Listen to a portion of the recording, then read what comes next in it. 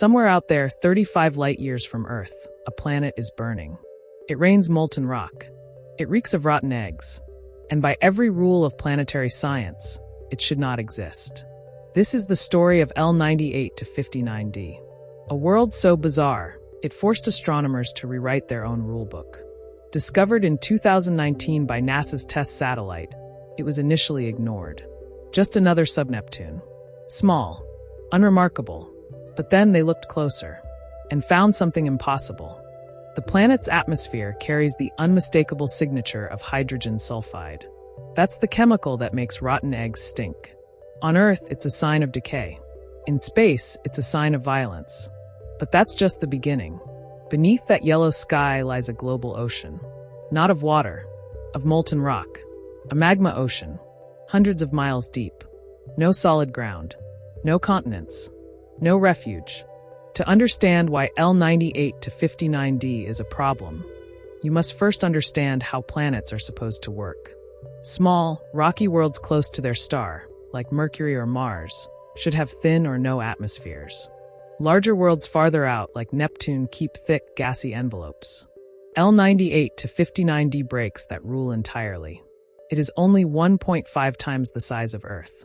Small, yet it holds an atmosphere so thick, it creates a runaway greenhouse effect. Temperatures on the surface exceed 2,000 degrees Celsius. Hot enough to vaporize rock. And it has stayed that way for billions of years. Planetary evolution models say this should be impossible. So how did it form? Dr. Harrison Nicholls of Oxford University led the team that cracked the case. He calls it a failed sub-Neptune. Billions of years ago, this world was much larger. Fluffier. It had a thick hydrogen envelope.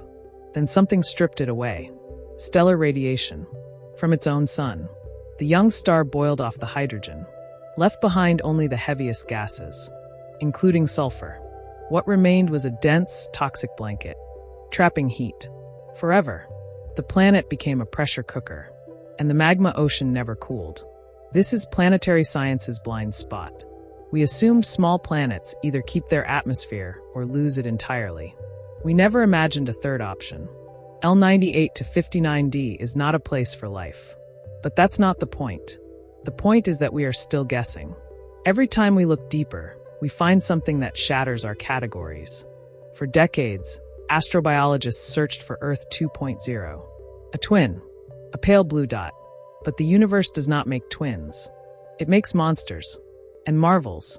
L98 to 59D tells us that life might exist in places we never thought to look. Because if we were this wrong about a planet's physics, how wrong might we be about where life can begin? The James Webb Space Telescope has already looked at L98 to 59D and found even more sulfur.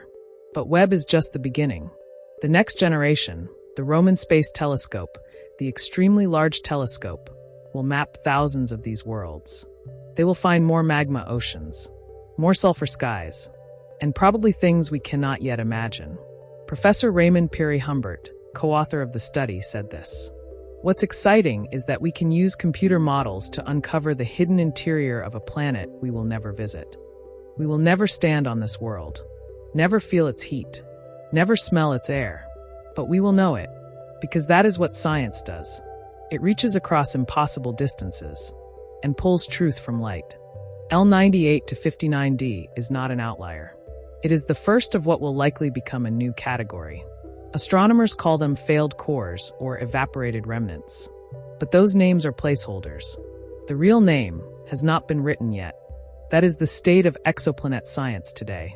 Every discovery forces a rewrite. Every new world humbles us. L98 to 59D is not a threat.